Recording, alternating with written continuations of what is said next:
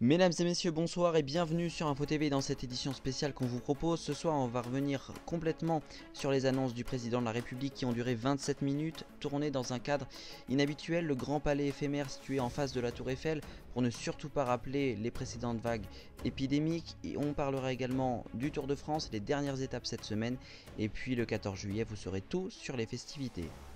Et on commence avec les annonces présidentielles, c'est avec notamment le variant Delta. Regardez, la pléiade de nouvelles fortes mesures face à l'aggravation de la situation prononcée par le président de la République Emmanuel Macron, et ça se traduit par des mesures assez fortes.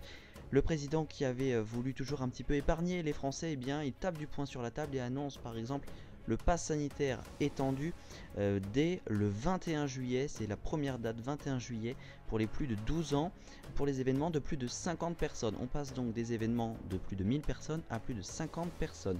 Le pass sanitaire étendu également dès début août pour les cafés, les bars, les restaurants, certains centres commerciaux, les hôpitaux, les maisons de retraite, etc., etc., notamment les trains et les avions. Pour partir en vacances, eh bien, il vous faudra dès début août ce pass sanitaire. On poursuit avec la vaccination obligatoire pour les personnels médicaux avec des contrôles et des sanctions dès le 15 septembre. C'est une autre grande mesure qui petit à petit s'était instaurée. Le président qui avait consulté les groupes parlementaires, qui avait consulté de nombreux scientifiques. C'est donc officiel, la campagne de vaccination sera largement élargie dès la rentrée et il y aura une troisième dose disponible pour les premières personnes qui se sont fait vacciner, par exemple à l'hiver 2021 et qui ont donc moins d'anticorps.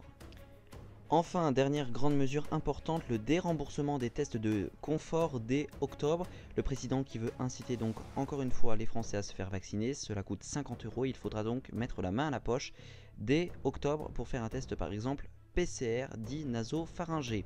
Le président qui est aussi revenu sur le bilan français de ces 15 mois de pandémie de Covid-19, il a également évoqué l'avenir avec ce schéma social, il a évoqué la réforme des retraites et il affirme qu'il faudra réformer ce système des retraites parfois inégalitaire quand la pandémie sera terminée, peut-être donc pour un prochain mandat en 2022. Mais il est rattrapé par la quatrième vague de Covid-19, regardez ces chiffres. Depuis fin juin, il y a une reprise épidémique, notamment dans le taux de positivité des tests et dans l'évolution du nombre de cas en France. Et cette mauvaise dynamique épidémique est due au variant Delta, plus contagieux de 60% par rapport au variant anglais dit Alpha, qui était lui-même plus contagieux de près de 50% par rapport à la souche initiale de SARS-CoV-2, le coronavirus.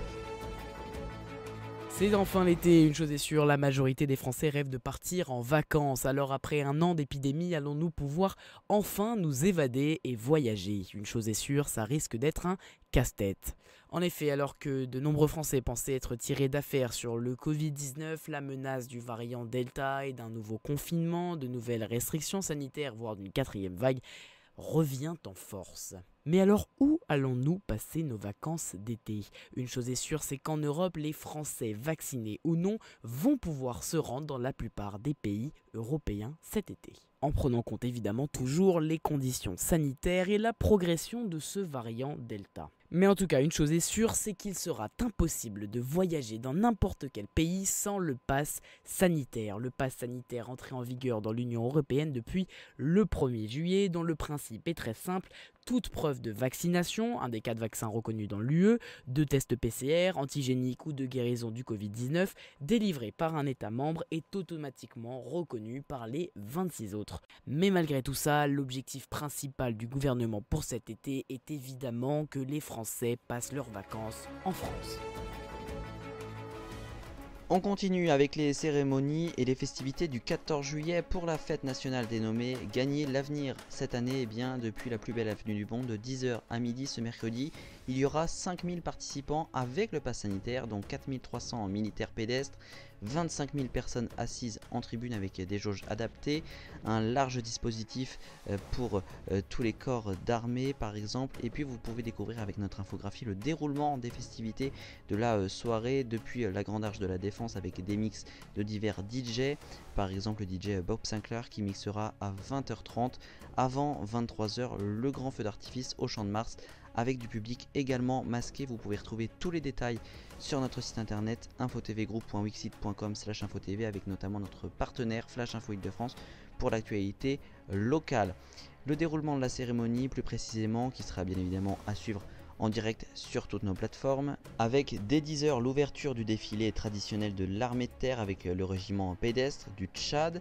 Il y aura également le nouveau commandement de l'espace et aviateur du Skyros, à l'heure par exemple des divers départs dans l'espace avec la NASA, le défilé de la marine nationale dans la matinée, une chorale de 120 jeunes engagés, et puis bien évidemment le survol de Paris par l'armée de l'air avec les drapeaux bleu, blanc, rouge. Et enfin, cette fête nationale de 2021 avec un protocole sanitaire adapté se complétera avec le feu d'artifice appelé La Liberté, qui durera donc 30 minutes, et vous avez bien évidemment toutes les informations sur nos plateformes et journée spéciale à suivre sur toutes nos plateformes en direct. Enfin, on termine avec un point sport, pas l'Euro 2020 gagné par l'Italie, puisque vous retrouvez toutes les informations sur notre site internet après le suivi du match en direct, mais le Tour de France avec près de 3400 km. Aujourd'hui, c'était repos pour les coureurs. Vous pouvez d'ailleurs découvrir le classement général provisoire. Tadej Pogacar, le gagnant du Tour de France 2020, est en tête et a largement distancé tous ses concurrents à plus de 5 minutes, vous pouvez découvrir. Et puis le classement de l'étape 15, l'étape donc de samedi, avec Sipkis qui s'était imposé. L'étape de ce mardi 13 juillet, avant la finale qui se déroulera dimanche, et pour une arrivée aux Champs-Élysées, eh bien demain elle durera 169 km pour cette étape accidentée, l'étape 16.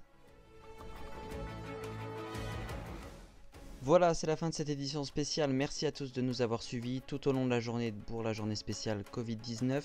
Toute la journée au quotidien et en direct sur toutes nos plateformes. Elle s'affiche sur votre écran. Très belle soirée. Et vous retrouvez mercredi prochain, mercredi 21 juillet, le best-of de votre émission Transport présenté par Théo Tourné.